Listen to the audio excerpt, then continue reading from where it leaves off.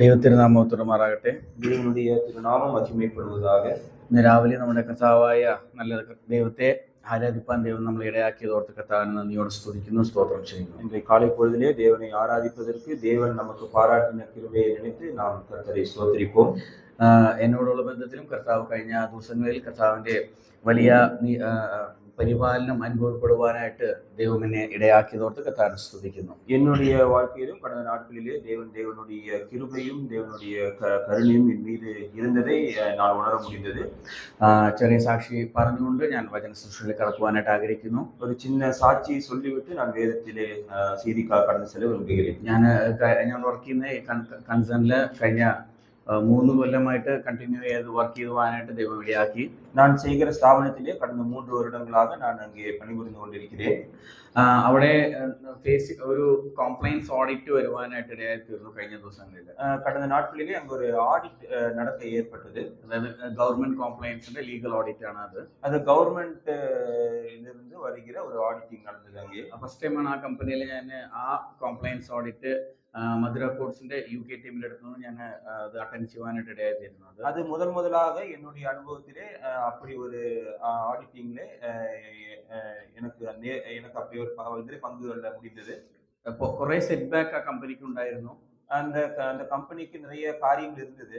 എന്നാൽ കർത്താവ്, ഞാൻ ഭയപ്പെട്ട് പ്രാർത്ഥിച്ചു, കർത്താവ് ഈ ഓഡിറ്റിൽ നിന്ന് നീങ്ങി പോകണമെന്ന് പ്രാർത്ഥിച്ചെങ്കിലും കർത്താവ് അതില് ദൈവത്തിനെ നടത്തി അനുഗ്രഹമായിട്ട് ഫുൾ മാർക്ക് വാങ്ങുവാനായിട്ട് ഇടയാക്കി തീർത്തു. அந்த கம்பெனிலே சில குறைவுகள் இருந்தது. அதற்காக நான் ஜெபித்தேன். இந்த ஆடிட்டிங் இங்கே வராத வண்ணம் தள்ளி போகும்படியாக நான் ஜெபித்தேன். ஆனால் தேவன் அந்த ஆடிட்டிங் மூலமாக தேவன் அந்த ஆடிட்டிங்கை கொண்டு வந்து அந்த காரியங்களை எல்லா காரியங்களையும் നേർത്തിயாக கொண்டு சென்றார். കഴിഞ്ഞൊരു 20-25 ദിവസങ്ങളായിട്ട് ഗവൺമെന്റ് ഓഫീസിലൊക്കെ കയറി ഇറങ്ങുകയായിരുന്നു. പക്ഷെ എല്ലാ സർട്ടിഫിക്കറ്റ്സും സാനിറ്ററി പൊല്യൂഷൻ ബോർഡിന്റെ, അതുപോലെ ലീഗൽ ഡോക്യുമെന്റ്സ്, എംപ്ലോയീസിന്റെ medical fitness, canteen licence, FSSA, ഇങ്ങനെ എല്ലാ ലൈസൻസും ദൈവകൃപയാൽ അത് വാങ്ങുവാനായിട്ട് ദൈവം എന്നെ ഇടയാക്കിയതോർത്ത് கடந்த 25 நாட்களாக இதற்காக நான் கவர்மெண்ட் அலுவலகங்களிலே ஏறி இறங்கி கொண்டிருந்தேன். அங்கே கம்பெனியை சம்பந்தப்பட்ட எல்லா சர்டிபிகேட்டுகளும் சான்றிதழ்களும் சரியாக கிடைக்கப்பட்டது. அது எல்லாம் நேர்த்தியாக முடிந்தது. ഈ ദൈവത്തെ നന്ദിയോടെ ഞാൻ സ്തുതിച്ച് വചന ശുശ്രൂഷയിലേക്ക് കടക്കുവാനായിട്ട് ആഗ്രഹിക്കുന്നു. தேவனை துதித்து நான் வேதத்திலே கர்த்தருடைய வார்த்தைக்கு கடந்து செல்ல விரும்புகிறேன். നമുക്കിന്ന് വചന ശുശ്രൂഷയ്ക്ക് ഞാൻ പ്രിപ്പയർഡ് ആയിട്ടിരിക്കുമ്പോൾ വില്യം സംഗ്ലേനെ ഓർമ്മിപ്പിച്ചു. പക്ഷെ ഞാൻ അധികം നമ്മൾ ഇത് കുറിച്ച് ചിന്തിച്ച ഒരു പാസേജ് കൂടെയാണ് ഇന്നും നമ്മൾ ചിന്തിക്കുവാനായിട്ട് പോകുന്നത്. இன்றைக்கு நான் உங்கள் மத்தியிலே பேச விரும்புகிற காரியம் நாம் அறிமுகமான ஒரு வேத பகுதி தான். அதைத்தான் இன்றைக்கு நான் என்னுடைய செய்தியிலே நான் சொல்ல விரும்புகிறேன். കഴിഞ്ഞ ദിവസങ്ങൾക്ക് വീട്ടിലേക്ക് വരുമ്പോൾ 11-12 മണിയൊക്കെ ആവും. അതുകൊണ്ട് എനിക്ക് ദൈവം നൽകിയ സമയത്ത് പ്രിപ്പയർ ചെയ്തൊരു മെസ്സേജ് ആണ് ദൈവനാമത്തിൽ ഞാൻ പറയുവാനായിട്ട് ആഗ്രഹിക്കുന്നത്. கடந்த நாட்களிலே நான் வீட்டுக்கு மிகவும் லேட்டாகத்தான் வருவேன். அந்த நேரங்களிலே எனக்கு கிடைத்த சமயத்திலே நான் கர்த்தருக்காக நான் ஆயத்தம் பண்ணின செய்தியை தான் உங்கள் மத்தியிலே பகிர விரும்புகிறேன். ദൈവശബ്ദം കേൾക്കുവാനും അടിയന്റെ ശബ്ദം ഇല്ലാതിരിക്കുവാനും കർത്താവ് നമ്മളെ നടത്തുവാൻ ദൈവകൃപയാൽ നിങ്ങൾ എല്ലാവരും പ്രാർത്ഥനയോടെ ഇരിക്കണമെന്ന് ഓർമ്മിപ്പിക്കുന്നു. என்னுடைய சத்தம் அல்லாமல் தேவனுடைய சத்தம் என் முகாந்திரமாக கேட்பதற்காக நீங்கள் ஜெபத்திலே இருக்கும்படியாக கேட்டுக்கொள்கிறேன். നമുക്ക് എക്സോഡസ് 13-ന്റെ 17 വാക്യം വായിക്കുവാനായിട്ട് ആഗ്രഹിക്കും. 17-18 വാക്യങ്ങൾ. யாத்திராகமம் 13ஆம் அதிகாரம் 17-18. யாத்திராகமம் 13ஆம் அதிகாரம் 17-18. பார்வோன் ஜனங்களை போக விட்ட பின் ஜனங்கள் யுத்தத்தை கண்டால் மனமடிந்து எகிப்துக்கு திரும்புவார்கள் என்று சொல்லி பெலிஸ்தரின் தேச வழியாய் போவது சமீபமானாலும் தேவன் அவர்களை அந்த வழியாய் நடத்தாமல் சிவந்த சமுத்திரத்தின் வனாந்திர வழியாய் ஜனங்களை சுற்றி போக பண்ணினார். இஸ்ரவேல் புத்திரர் எகிப்து தேசத்திலிருந்து அணியாய் புறப்பட்டு போனார்கள். ദൈവനാമോത്തരമാറാട്ടെ. தேவனுடைய நாமம் மகிமைப்படுவதாக. ഈ പാസേജ് ഒക്കെ ഒരുപാട് വായിച്ച് മനസ്സിലാക്കിയ ഒരു പാസേജ് ആണ്. இந்த പകുതിகளை நாம் வாசித்து நாம் நிறைய முறை நாம் அதை புரிந்து கொண்டிருக்கிறோம். എന്നാൽ ഇതിന്റെ ഒരിക്കൽ കൂടി ഇതിനെ കുറിച്ച് ധ്യാനിച്ചതിൽ മുന്നോട്ട് പോകുവാനായിട്ട് ദൈവകൃപയാൽ ഞാൻ ആഗ്രഹിക്കുന്നു. ഒരു മുறை கூட இந்த பகுதியிலே நாம் தியானித்து முன்னேறி செல்ல விரும்புகிறேன். ഇവിടെ നമുക്ക് നോക്കുമ്പോൾ ഫറവോൻ ആ ഇസ്രായേൽ ജനങ്ങളെ പോകാനായിട്ട് അനുവദിച്ചപ്പോൾ തുടങ്ങി ദൈവത്തിന്റെ കരുതലെ നമ്മളിവിടെ കാണുവാനായിട്ട് ഇടയായിത്തീരുന്നു. தேவன் இஸ்ரவேல் மக்களை விசாரிப்பது எங்கே இருந்து தொடங்குகிறது என்று நாம் பார்க்கும்பொழுது பார்வோன் ஜனங்களை போக விட்ட பின்பு அங்கே அந்த நேரம் முதல் கர்த்தர் ஜனங்களை அங்கே பராமரிக்கிறார். നമുക്കറിയാം ഈ യാത്ര അവിടെ തുടങ്ങുന്നതായിട്ട് കാണുന്നു. அங்கே அந்த பயணமாக தொடங்குகிறது. ഇവിടെ ഒരു പക്ഷേ നമുക്കറിയാം ആ ഫെലിസ്തീൻ ആ ദേശത്തൂടെ പോവുകയാണെങ്കിൽ കുറച്ചുകൂടി എളുപ്പത്തിൽ അവർക്ക് അവരുടെ ഡെസ്റ്റിനി എത്തുവാനായിട്ട് ഇടയായിത്തീരും. அந்த பெலிஸ்தரின் தேச வழியாய் அந்த இஸ்ரவேல் மக்கள் கடந்து போவார்களானால் விரைவாக அந்த தேசத்தில் அவர்கள் எதிர்பார்த்த அந்த தேசத்திலே அவர்கள் செல்ல முடியும். പക്ഷെ ദൈവമായ യഹോവയ്ക്ക് ഒരു വലിയൊരു പദ്ധതി അത് ആ യാത്രയിൽ കൂടി ഉണ്ട് എന്ന് നമ്മൾ മനസ്സിലാക്കേണ്ടതാണ്. ஆனால் நம்முடைய தேவனுக்கு அவருடைய பிரயாணங்களிலே ஒரு சித்தம் இருந்தது. ദൈവം അവിടെ അവരെ ആ വഴി കൂടെ അനുവദിക്കാതെ ആ മരുഭൂമി കൂടെ, അതായത് റെഡ് സീയുടെ അടുത്തുള്ള കൂടെ മരുഭൂമി കൂടെ ദൈവം അവരുടെ യാത്രയെ അനുവദിക്കുവാനായിട്ട് ഇടയായി. தேவன் அவர்களுடைய பயணத்தை அந்த பெலிஸ்தரின் மத்தியிலே நடத்தாமல் அங்கே சிவந்த சமுத்திரத்தின் அங்கே வனாந்தர வழியாய் நடத்தி செல்கிறார். ഈ ഡെസേർട്ട് വഴിയായി അല്ലെങ്കിൽ ഈ ഒരു മരുഭൂമി കൂടെ പോകുന്ന യാത്ര ഇച്ചിരി ലോങ് ജേർണി ആയിരിക്കും അവരുടെ ഡെസ്റ്റിനേഷൻ. இந்த வனாந்தர வழியாய் நடந்து போகிற அந்த பயணமானது மிகவும் ஒரு தூரமான ஒரு பயணம். ഇന്ന് നമുക്ക് എല്ലാവർക്കും വേഗം ചെല്ലുന്ന ഒരു റൂട്ടാണ് നമ്മൾ ചൂസ് ചെയ്യുക. இந்த നാட்களிலே നമുക്ക് விரைவாக எளிதாக செல்லக்கூடிய வழியை தான் நாம் தேர்ந்தெடுத்துக் கொண்டிருக்கிறோம். ഫാസ്റ്റസ്റ്റ് റൂട്ട് എന്നാണ് നമ്മൾ ഗൂഗിളിലൊക്കെ നമ്മൾ സെർച്ച് ചെയ്ത് ഒരു ട്രാവൽ നമ്മൾ പ്രിപ്പയർ ചെയ്യാം. நாம் கூகுள் மேப்பிலே பார்க்கும் பொழுது நமக்கு காண்பிக்கக்கூடிய அந்த வழியானது மிகவும் வேகமாக செல்லக்கூடிய காரியமாக காணப்படுகிறது. ഒരുപക്ഷെ നമ്മൾ ഒരു ടോൾ പ്ലാസയിലൊക്കെ നിൽക്കുമ്പോൾ ഫാസ്ടാഗിന്റെ ഏറ്റവും സ്പീഡ് എക്സ്പ്രസ് വേ നമ്മൾ ചൂസ് ചെയ്യാനായിട്ട് ഇടയാക്കി. நாம் அந்த காரிலே பயணம் செல்லும் போது ஃபாஸ்டாக் இருக்கும்போது அதிலே மிக விரைவாக செல்லக்கூடிய அந்த பாதையை நாம் எடுப்போம். എന്നാൽ ഇവിടെ നമുക്ക് നോക്കുമ്പോൾ കർത്താവ് നിയന്ത്രിക്കുന്ന ഒരു യാത്ര, ഒരു ജേർണി ആയിട്ടാണ് ഇവിടെ നമ്മൾ കാണുവാനായിട്ട് ഇടയാക്കി. இந்த பயணத்தை நாம் பார்க்கும் பொழுது தேவன் கட்டுப்படுத்தக்கூடிய ஒரு பயணம். എന്നിട്ട് ഇവര് യാത്ര ചെയ്ത് ഇങ്ങനെ പോരുമ്പോൾ ദൈവം നൽകിയ 2 അനുഗ്രഹങ്ങൾ ആദ്യമായിട്ട് നമ്മൾ കാണുവാനായിട്ട് ഇടയായിത്തീരുന്നത്. இங்கே தேவன் வழி நடத்தி செல்லும் போது அவருக்கு கிடைத்த 2 ஆசீர்வாதங்களை இங்கே பார்க்க முடிகிறது. അവിടെ നമുക്കറിയാം 21 വാക്യം 22 വാക്യത്തിലെ നമ്മൾ വായിക്കുന്നു മേഘസ്തംഭവും അഗ്നി സ്തംഭവും ആയിട്ട് കാണുവാനായിട്ട് ഇടയായിത്തീരുന്നു. அங்கே 21வது வசனத்தை நாம் பார்க்கும்போது அவர்களை வழிநடத்த இரவிலே அக்னி ஸ்தம்பம் காலையிலே மேகஸ்தம்பம் கொண்டு அவரை வழி நடத்துகிறார். ദൈവം കരുതുന്ന കർത്താവാണ് എന്ന് ഇസ്രായേൽ ജനത്തെ ദൈവം വീണ്ടും വീണ്ടും മോശ മുഖാന്തരം കാണിക്കുന്നതായിട്ട് നമ്മൾ ഇവിടെ കാണുന്നു. இஸ்ரவேல் மக்களை தேவன் விசாரிக்கிறார் என்று மோசே மூலமாக மறுபடியும் அங்கே காண்பித்துக் கொண்டிருக்கிறார். ഇവിടെ മോശയെ ദൈവം ഉപയോഗിച്ച വിധങ്ങളെ കുറിച്ച് നമ്മൾ ഓർക്കുമ്പോൾ ദൈവം അവനെ അത്രയും അനുഗ്രഹമായിട്ടാണ് ആ യാത്രയിലെ ദൈവമായ കർത്താവ് മോശയെ ഉപയോഗിച്ചത്. இங்கே மோசேயை தேவன் பயன்படுத்தின விதத்தை பார்த்தால் மிகவும் அற்புதகரமாகவும் மிகவும் ஆசீர்வாதமாகவும் மோசேயை அங்கே பயன்படுத்தினார் அந்த பிரயாணங்களிலே. നമുക്കറിയാം പിന്നീടുള്ള വാക്യങ്ങൾ നമ്മൾ വായിക്കുമ്പോൾ അവർ യാത്ര ചെയ്ത് പുറപ്പെട്ടു പോകുമ്പോൾ ഫറവോന്റെ ഹൃദയത്തെ ദൈവം വീണ്ടും കഠിനപ്പെടുത്തുവാനായിട്ട് ഇടയായി. அங்கே அந்த இஸ்ரவேல் மக்கள் எகிப்தை விட்டு போனதுக்கு பின்பதாக மறுபடியும் பார்வோனுடைய இருதயத்தை தேவன் கடினப்படுத்துகிறார். നമുക്ക് അതിന്റെ 14ാം അധ്യായത്തിൽ നമുക്ക് നോക്കുമ്പോൾ ദൈവമായ കർത്താവ് ഫറവോന്റെ ഹൃദയത്തെ കഠിനപ്പെടുത്തുന്നതായിട്ട് നമ്മൾ കാണുന്നു. അതിന്റെ 4ാം വാക്യം നമ്മൾ വായിക്കാം. 4வது வசனத்தை யாத்திராகமம் 14வது அதிகாரம் 4வது வசனம். ஆகையால் பார்வோன் அவர்களை பின்தொடரும்படிக்கு நான் அவன் இருதயத்தை கடினப்படுத்தி நானே கர்த்தர் என்பதை எகிப்தியர் அறியும்படி பார்வோனாலும் அவனுடைய எல்லா ராணுவத்தாலும் மகிமைப்படுவேன் என்றார். அவர்கள் அப்படியே செய்தார்கள்.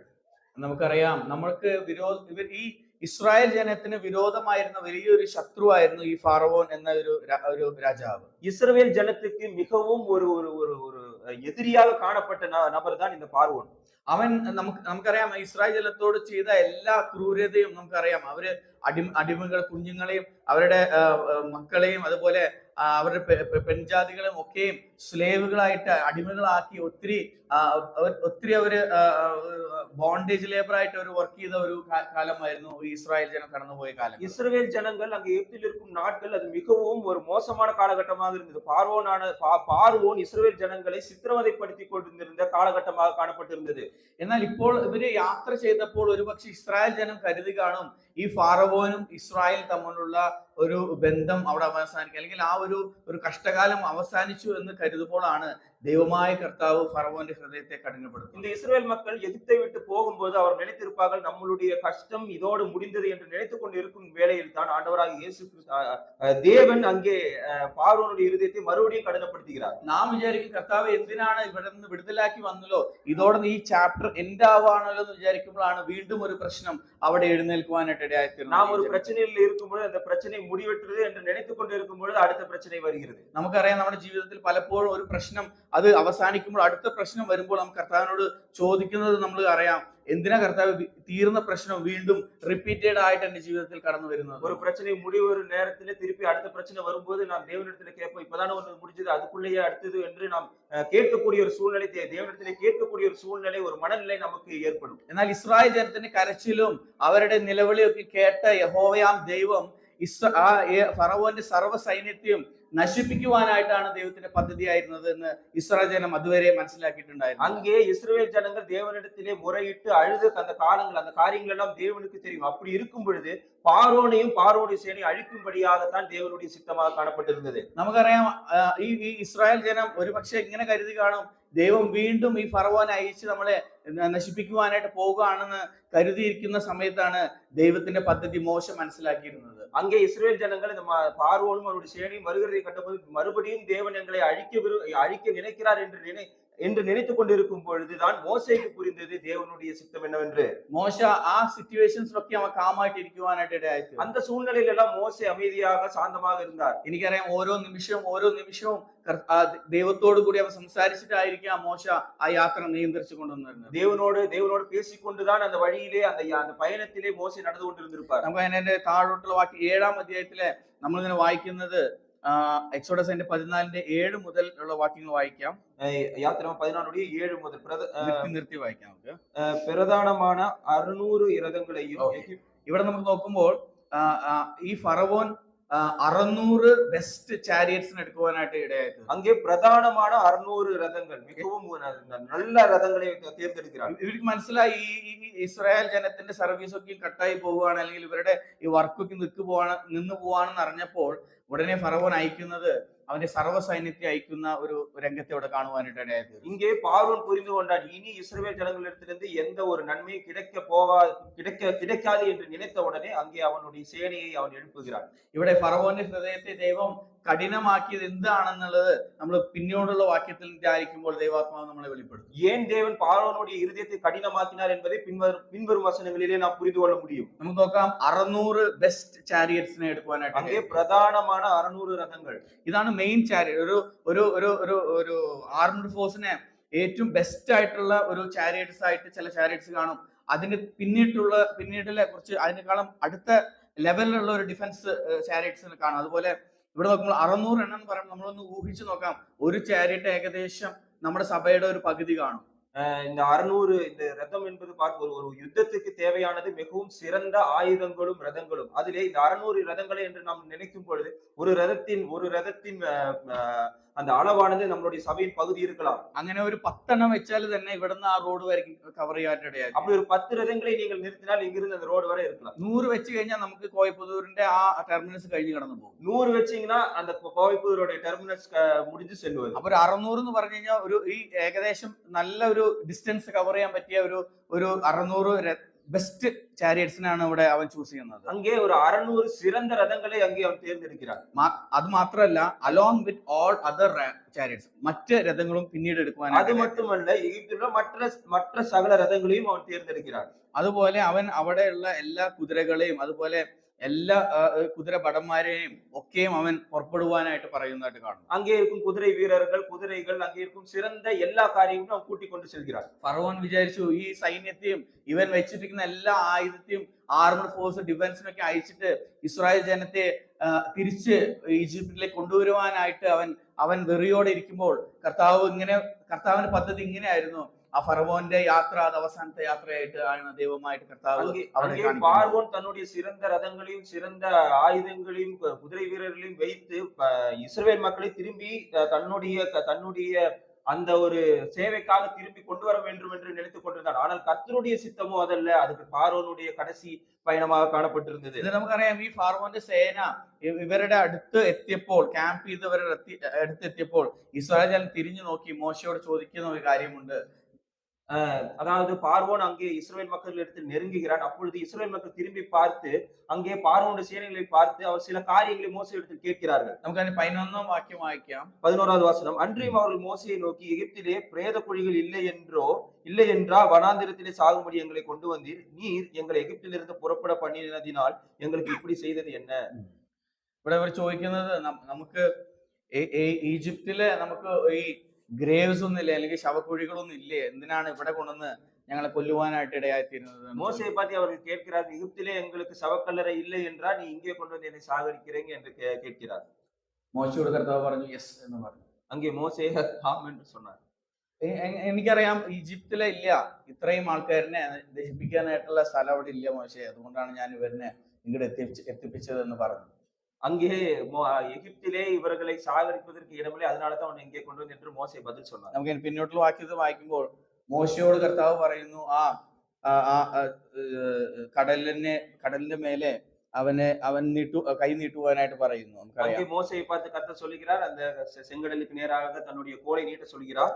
നമുക്കറിയാം മോശ അപ്പൊ 13-ാം വാക്യത്തില് ഈ ജനത്തോട് പറയുന്ന ഒരു ആൻസർ ഉണ്ട്. அங்கே இந்த ஜனங்களை பார்த்து, இஸ்ரவேல் மக்களை பார்த்து மோசே சொல்லுகிற ஒரு பதில் இருக்கிறது. அப்பொழுது மோசே ஜனங்களை நோக்கி, பயப்படாதிருங்கள், நீங்கள் நின்று கொண்டு இன்றைக்கு கர்த்தர் உங்களுக்கு செய்யும் ரட்சிப்பை பாருங்கள்.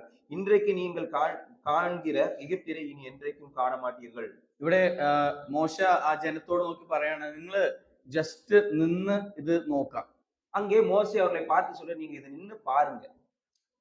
ഇവിടെ നിന്ന് കാണുക എന്ന് പറയുമ്പോൾ യഹോവയാൻ ദൈവം പറയുന്നത്, നീ നിൽക്കുമ്പോൾ ഇനി ഒരാളെ ഞാൻ വീഴ്ത്തുമെന്നാണ് ദൈവമായ കർത്താവ് അവിടെ ഇടപെടുന്നത്. அங்கே தேவன் என்ன சொல்கிறார், இந்த நின்று பார்ப்பது என்று சொல்லும்போது தேவன் அங்கே என்ன அவர் நினைக்கிறார் என்றால், நாம் இங்கே நிற்கும் போது இன்னொருவன் விழுவான். അതായത് യഹോവയാൻ കർത്താവ് ഈ ജനത്തെ സൂക്ഷിക്കുവാനും സംരക്ഷിക്കുവാനും ശക്തനായ ഒരു ദൈവമാണെന്ന് മോശ മനസ്സിലാക്കിയിരുന്നു. அங்கே இந்த ஜனங்களை மீட்பதற்கும் ரட்சிப்பதற்கும் தேவன் வல்லவர் என்பதை மோசே புரிந்து கொண்டிருந்தார். മോശ ഒരിക്കലും ഈ കടലിനെ കണ്ടവൻ ഭയന്നില്ല. இந்த கடலை பார்த்து மோசே பயப்படவில்லை. കാരണം ഇതിനു മുമ്പും പല അനുഭവങ്ങൾ കൂടി മോശ അവന്റെ ജീവിതം കടന്നുപോയെങ്കിലും അതിലൊക്കെയും കർത്താവ് വിടുതലാക്കുവാനായിട്ട് ഇടയായിത്തീർന്നു. மோசே இதற்கு முன்பதாக பலவிதமான பிரச்சனைகளிலும் அவன் கடந்து சென்றிருந்தாலும் அந்த பிரச்சனைகளில் இருந்தெல்லாம் கர்த்தர் விடுதலை ஆக்கினார் என்பதை அவன் புரிந்து கொண்டிருந்தான். മോശ ഈ കടലിൽ ഈ വെള്ളത്തിൽ മുങ്ങി മരിക്കണം എന്നുണ്ടെങ്കിൽ അത് ദൈവത്തിന്റെ ഹിതമല്ലായിരുന്നു. அங்கே மோசே அந்த கடலிலே மூழ்கி இறக்க வேண்டும் என்பது கர்த்தருடைய சித்தம் அல்ல. അത് മോശ വേണമെങ്കിൽ മുമ്പേ മരിച്ചു കാണാം. மோசே அதற்கு முன்பதாக மரித்திருக்கலாம். നൈൽ നദിയിൽ മോശ ഇട്ടപ്പോൾ തന്നെ മോശ വെള്ളത്തിൽ മുങ്ങി മരിക്കാമായിരുന്നു. அந்த நைல் நதியிலே குழந்தையா இருக்கும் பொழுதே போட்டு இருக்கும் பொழுதே இறந்திருக்கலாம். എന്നാൽ ആ ദൈവം മോശയെ അന്ന് നൈൽ നദിയിൽ നിന്ന് വിടുതലാക്കിയ അതേ ദൈവം ഈ റെഡ് സീയിൽ നിന്നും ഈ വെള്ളത്തിൽ നിന്നും വിടുതലാക്കുവാൻ ശക്തനാണെന്ന് മോശ മനസ്സിലാക്കി. அங்கே அன்றைக்கு அந்த நதியிலே போட்டு ரட்சித்த தேவன் இந்த தண்ணீரிலும் இந்த கடலிலும் ரட்சிப்பார் என்பதை மோசே புரிந்திருந்தார். ഇവിടെ നമ്മ വിചാരിക്കുന്ന ആമൊക്കെയും ഇപ്പൊ നശിച്ചു പോകുമെന്ന് വിചാരിക്കും. ഒന്നും ഇല്ലാണ്ടായി പോവാന്ന് വിചാരിക്കും. நாமெல்லாம் ஒன்றும் இல்லாமல் அழிந்து விடுவோம் என்று நாம் நினைத்துக் கொண்டு നാം തീർന്നു പോയെന്ന് വിചാരിക്കും.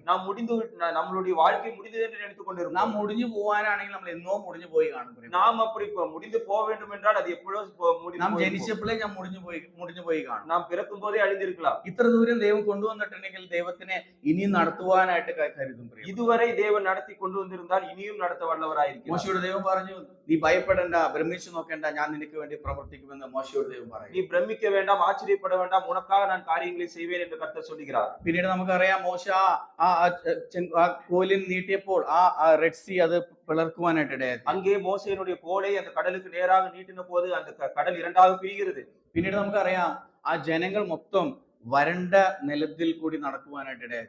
அந்த இஸ்ரவேல் மக்கள் முழுவதும் அந்த வறண்ட நிலத்திலே அந்த கடலுக்கு மத்தியிலே நடந்து செல்கிறார்கள். നമുക്കറിയാം അത് ഏകദേശം ഒരു ദിവസം ജേർണി അത് ഉണ്ടായിരുന്നു നമ്മൾ കാണുവാനായിട്ട് ഇടയായി. அந்த നടന്നു செல்வது, அந்த கடலை கடந்து செல்வது ஒரு நாள் பயணமாக കാണപ്പെടുகிறது. നമുക്കറിയാം ഒരു കടലിന്റെ ഉള്ളിലുള്ള വെള്ളത്തിന്റെ ആ മോയ്സ്ചർ എത്ര വേഗം അത് ഡ്രൈ ലാൻഡ് ആയിട്ട് മാറുവാനായിട്ട് കർത്താവിനെ മാറ്റുവാനായിട്ട് ഇടയായി. அதனுடைய அந்த நிலத்திலே இருக்கும் அந்த நீர்ப்பதம் அது எவ்வளவு விரைவில் காய்ந்திருக்கிறது என்பதை நாம் புரிந்து கொள்ள வேண்டும். ഇവിടെ നമ്മൾ വായിക്കുന്നത് വെറ്റ് ലാൻഡ് എന്നല്ല, ഡ്രൈ ലാൻഡ് എന്നാണ്. அங்கே வெட்டு, அதாவது ஈரம் இருக்கிற நிலம் அல்ல, அங்கே காய்ந்திருக்கிற நிலத்தை அங்கே சொல்லப்படுகிறது. ഈ വെറ്റ് ലാൻഡിൽ നടക്കുമ്പോൾ നമുക്കറിയാം മണലിലാണ് ആദ്യം ഈ ഇസ്രായേൽ ജനം നടന്നു വന്നു. മണലിൽ നടക്കുമ്പോൾ കുറച്ച് എഫേർട്ട് വേണം നടക്കുവാനായിട്ട്. മണലിലെ നടക്കുമ്പോൾ നാം கொஞ்சம் മുയற்சி കൂടുതലാக കൊടുക്ക வேண்டும். എന്നാൽ ഇവിടെ ദൈവം പിന്നീട് നൽകുന്നത് ഒരു ഡ്രൈ ലാൻഡ് ആണ്. എന്തിനാണെന്ന് വെച്ചാൽ വേഗം ഓടിപ്പോകാനായിട്ട്. அங்கே தேவன் ஒரு வெட்டாந்தரையை அங்கே உருவாக்குகிறார். ஏனென்றால் அதில் அவர்கள் வேகமாக நடந்து செல்வதற்காக. എത്ര വലിയ മാസ്റ്റർ പ്ലാൻ ആണ് നമ്മുടെ കർത്താവ് നമ്മുടെ ജീവിതത്തിൽ ചെയ്യുന്നത്. கர்த்தர் நம்மளுடைய வாழ்க்கையில எவ்வளவு பெரிய ஒரு காரியத்தை செய்கிறார். ഞാനാണെങ്കിൽ അതിനൊന്നും കാത്തിരിക്കാതെ കടലില് നീന്തുവാനായിട്ട് തുടങ്ങും. நான் அதை ഞാനാണ് ആ സ്ഥലത്ത് നിൽക്കുന്നെങ്കിൽ ദൈവത്തിന്റെ വെളിപ്പാട് കിട്ടണ മുമ്പ് തന്നെ എനിക്ക് ഒരു പക്ഷെ നീന്താൻ അറിഞ്ഞെങ്കിൽ ആ കടലിൽ ചാടി നീന്തുവാനായിട്ട് തുടങ്ങും.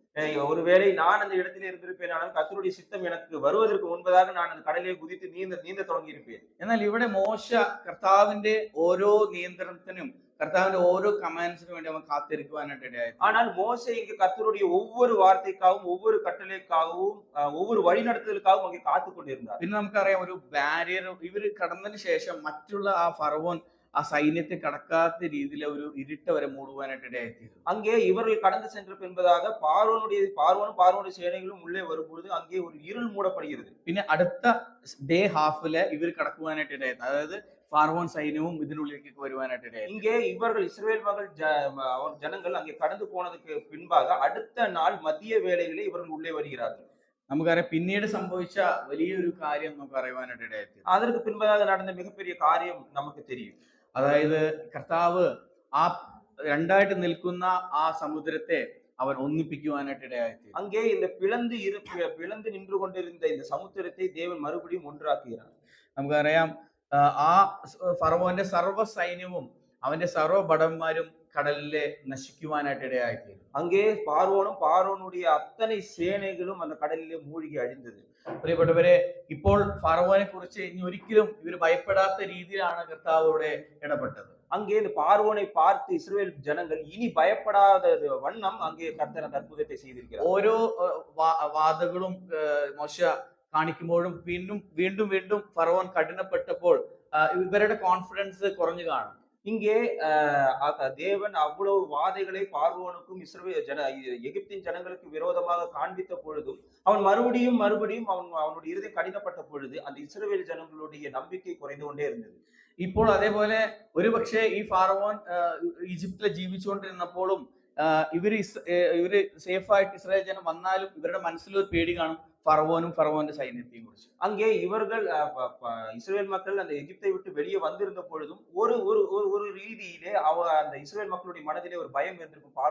பார்வோன் தங்களை பிடிக்க வரலாம் என்று அவர்கள் நினைத்துக் கொண்டிருந்திருக்கலாம். എന്നാൽ ഇവിടെ ഒരു ഫറവോന്റെ സൈന്യത്തെയും അവന്റെ അധികാരത്തെയും ഒരു എൻഡ് കൊടുക്കുവാനായിട്ട് കർത്താവ് ഇടയായിത്തീരും. அங்கே பார்வோனுடைய அதிகாரத்தையும் அவனுடைய சேனைக்கும் ஒரு முடிவு அங்கே கர்த்தர் காண்பித்தார். അത് ആ ഇസ്രായേൽ ജനത്തിന് മുമ്പ് തന്നെ അവർ നിൽക്കുമ്പോൾ തന്നെ അവർ നിന്ന് കാണുകയാണ് അവന്റെ സൈന്യം മൊത്തം ആ കടലിലെ മരിച്ചു വീഴുന്നത്. இஸ்ரவேல் ஜனங்கள் அங்கே அந்த பார்வோனுடைய சேனைகள் அழிவதை அவர்கள் கண்ணார காண்கிறார்கள். നമുക്കറിയാം ആ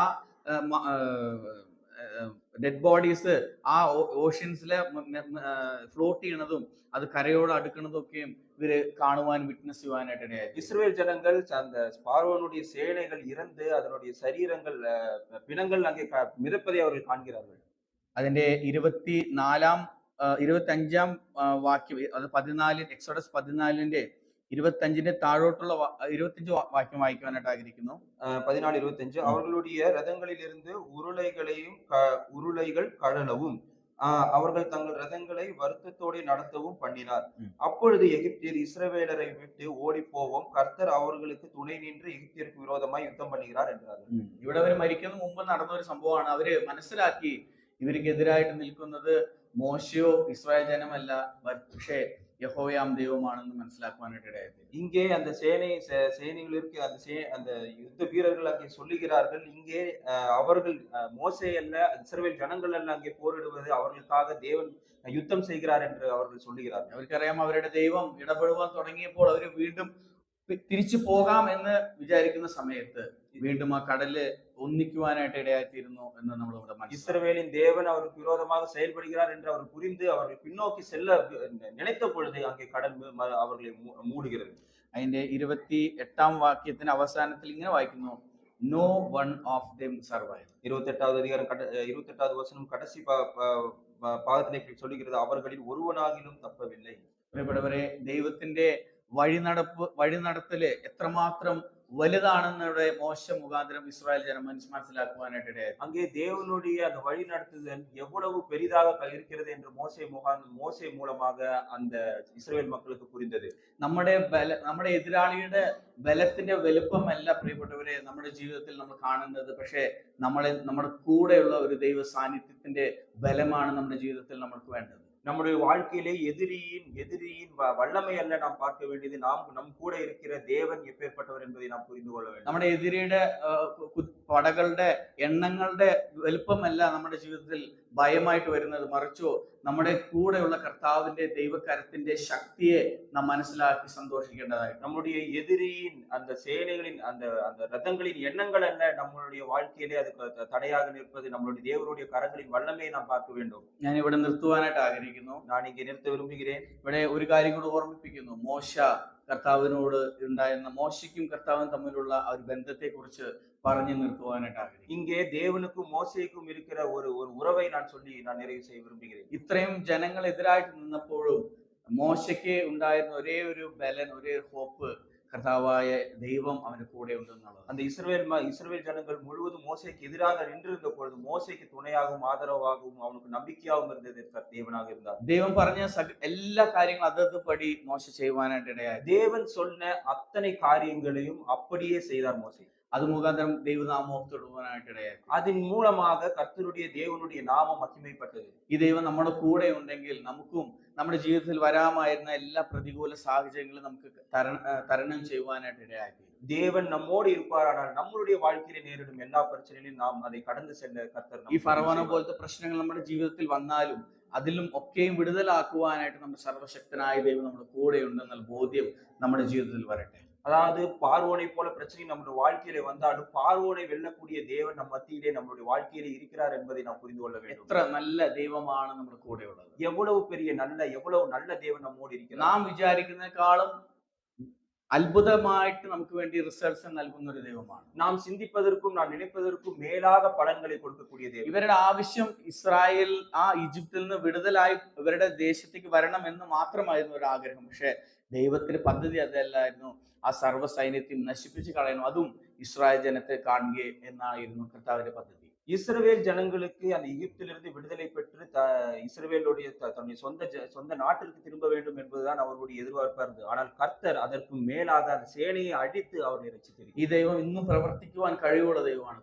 நம்முடைய தேவன் இன்றும் செயல்பட வல்லவராயிருக்கிறார். നമ്മുടെ ബൈബിളിൽ മാത്രം പ്രവർത്തിക്കുന്ന ദൈവമല്ല, എന്നാൽ നമ്മുടെ ജീവിതത്തിലും വ്യക്തിപരമായ ജീവിതത്തിലും കുടുംബ ജീവിതത്തിലൊക്കെയും സഭയോടുള്ള ബന്ധത്തിലും ഒക്കെയും ഇടപെടുവാൻ ശക്തനായ അതേ ദൈവത്തെയാണ് നാം ഇതിനു മുമ്പ് ആരാധിച്ചു വന്നത്. நம்முடைய தேவன் வேதத்திலே செயல்படக்கூடிய தேவன் அல்ல, நம்மளுடைய தனிப்பட்ட வாழ்க்கையில் நம்ம குடும்பங்களிலும் சபைகளிலும் நம்மை நடத்தக்கூடிய, நம்முடைய வழி நடத்தக்கூடிய வல்லமையுள்ள தேவனாக காணப்படுகிறார். ഇന്ന് നമുക്കറിയാം, നമുക്ക് ജെറുസലേം ട്രാവൽ ചെയ്ത് കഴിഞ്ഞാൽ അവിടെ ഒരു കല്ലറ നമുക്ക് കാണുവാനായിട്ട് ഇടയായി. இன்றைக்கும் நீங்கள் எருசலேமிலே சென்றால் நம்ம ஒரு கல்லறை பார்க்க முடியும். അത് ഇന്നും അടയാതെ തന്നെ നിൽക്കുന്നതിന്റെ കാരണം അവൻ അവിടെ ഇല്ല. அந்த கல்லறை இன்னும் அது அடைக்காமல் இருப்பதற்கு காரணம், அது பூட்டப்படாமல் இருப்பதற்கு காரணம் அங்கே கர்த்தர் இல்லை. കർത്താവിന്റെ ഹിസ്റ്ററി അവിടെ അവസാനിച്ചില്ല. ദൈവം അവിടുന്ന് പുനരുദ്ധാനായിട്ട് അവൻ അവിടുന്ന് വീണ്ടും അവിടുന്ന് വരുവാനായിട്ട് ഇടയായിത്തീർന്നു. മാത്രമല്ല ഇന്ന് നമുക്ക് വേണ്ടി ജീവിക്കുന്ന ഒരു കർത്താവായിട്ട് നമ്മുടെ മധ്യവും. ஏனென்றால் நம்முடைய கர்த்தர் அங்கே மரித்த தெய்வம் அல்லாமல் இன்றும் ஜீவிக்கிற தெய்வமாய் இருக்கிறார்.